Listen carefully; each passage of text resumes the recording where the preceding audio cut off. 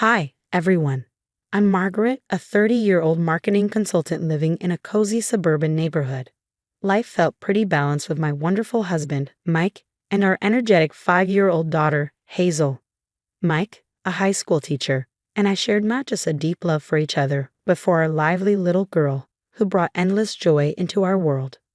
One weekend, we had an important work conference to attend, a significant opportunity for both of us professionally. That's when Mike's Aunt Jennifer offered to babysit Hazel. Jennifer was well-meaning but known for her strict, old-fashioned ways.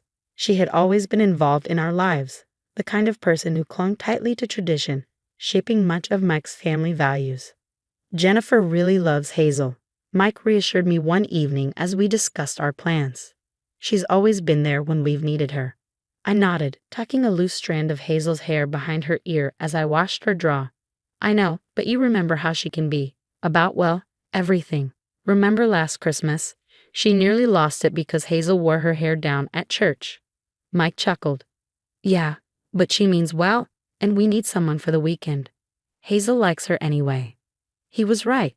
Hazel did enjoy Jennifer's old stories and the way she baked cookies with meticulous care, ensuring every single one had exactly the same amount of chocolate chips. Okay, maybe you're right. It's just for 2 days, I agreed, though a small part of me still felt uneasy.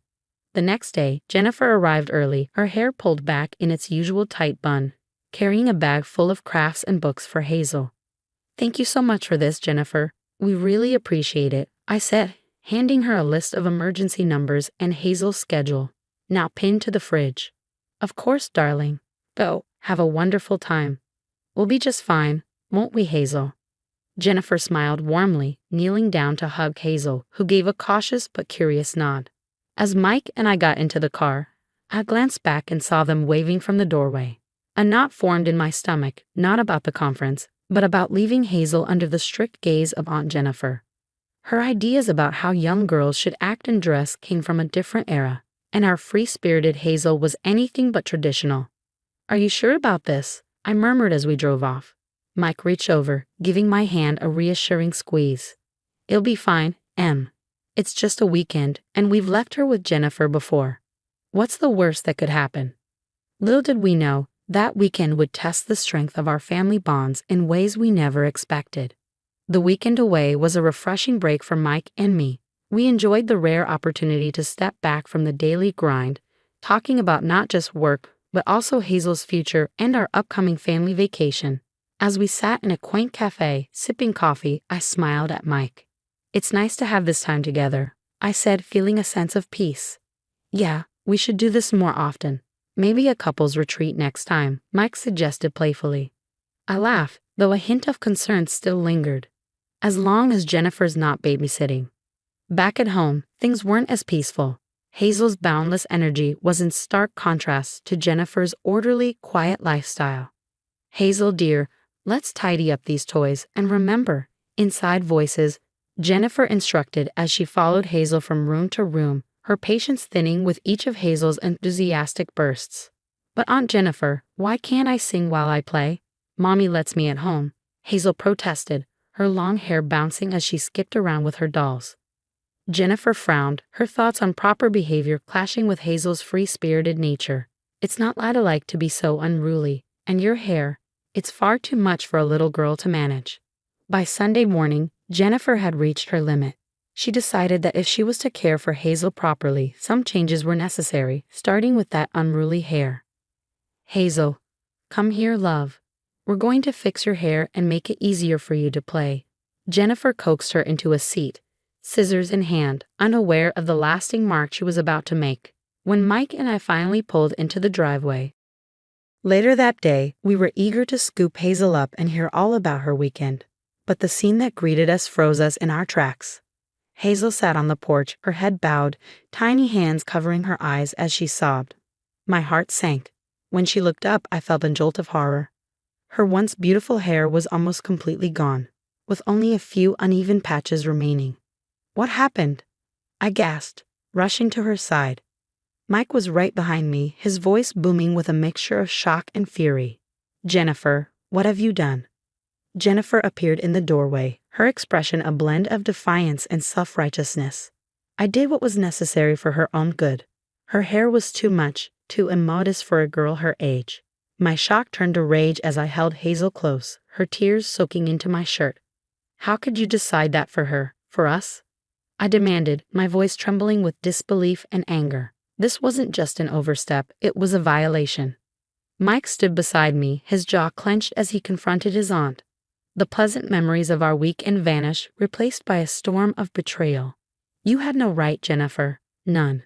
Jennifer, unrepentant, clasped her hands tightly in front of her. I did what I thought was best. Her hair was out of control, and you weren't here to see how it affected her play. Modesty and discipline. These are values she needs. Mike's usual calm demeanor gave way to a protective edge. But she's not your child, Aunt Jennifer. You crossed a line. We trusted you.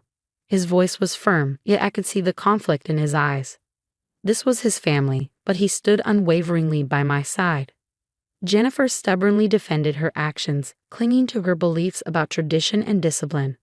My anger hardened into resolve. This wasn't a one-time mistake, it was a symptom of a much deeper issue.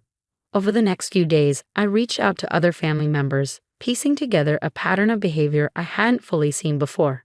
Stories surfaced about Jennifer's strict rules, her critical comments at family gatherings, and her insistence on outdated values many of us didn't share. Each story fueled my determination. Mike and I sat down, united in our decision to distance ourselves from Jennifer for Hazel's sake. We need to focus on Hazel's well-being, I told him, my voice steady with determination.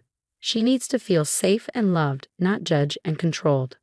Mike nodded, the weight of the decision clear in his eyes. I know, and we'll do whatever it takes to support her. Together, we explained to Hazel that what happened wasn't her fault. We reassured her that her hair and her choices were hers alone. We spent extra time with her, reading stories, playing games, and slowly watching her bright spirit return. We made a fun game of finding colorful scarves and playful hats to adorn her head, turning a painful situation into something a little more bearable. Jennifer's reaction to our decision was a mix of disbelief and bitterness, but it didn't sway us. The need to protect our daughter's emotional well-being was clearer than ever. Through this ordeal, we redefined the boundaries of family involvement and the values we wanted to nurture in our home. Jennifer's presence in our lives became less frequent, and though it was painful, the space allowed our family to heal. Hazel's resilience in the weeks that followed was nothing short of inspiring. Mike and I focused on her recovery, filling each day with new fun hair accessories.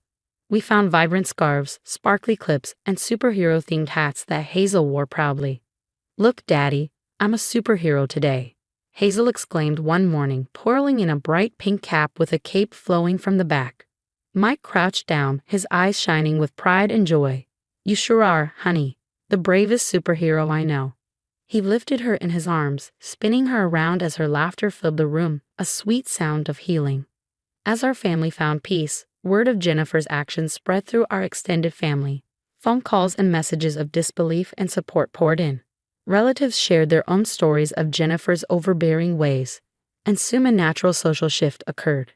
Jennifer, once a frequent presence at family gatherings, found herself receiving fewer invitations. Friends and family, uncomfortable with her extreme actions. The realization that her influence was waning hit Jennifer hard, but it was a necessary shift for the rest of us. In this newfound family dynamic, Mike and I formed stronger bonds, not just with each other but with relatives who shared our values: freedom, individuality, and respect. As Hazel's hair began to grow back, her curls became symbols of her regained autonomy and the love that surrounded her. One evening, I stood in our backyard, watching Hazel chase fireflies as the sun set. The importance of setting boundaries had never been clearer. This experience, though filled with challenges, taught us the strength found in adversity and the vital role of parental protection. I used to think keeping peace in the family meant letting things slide. I mused to Mike as he joined me, wrapping his arm around my shoulders. He nodded, his voice steady. Yeah, but real peace comes from respect, not silence. We did right by Hazel. Hazel's laughter filled the evening air, her joy a striking contrast to the tears we had left behind. She was learning early about personal autonomy and respect, lessons that would shape her into a confident, self-assured individual. Our family's journey, marked by trials but defined by unity and love, serves as a testament to the power of standing up for what's right. For those of you watching, remember the importance of nurturing a safe, loving environment where young minds can thrive. That brings us to the end of our story. Now, I'd love to hear from you. Do you think it's ever justifiable for family members to impose their personal values on children without the parents' consent? Share your thoughts in the comments below.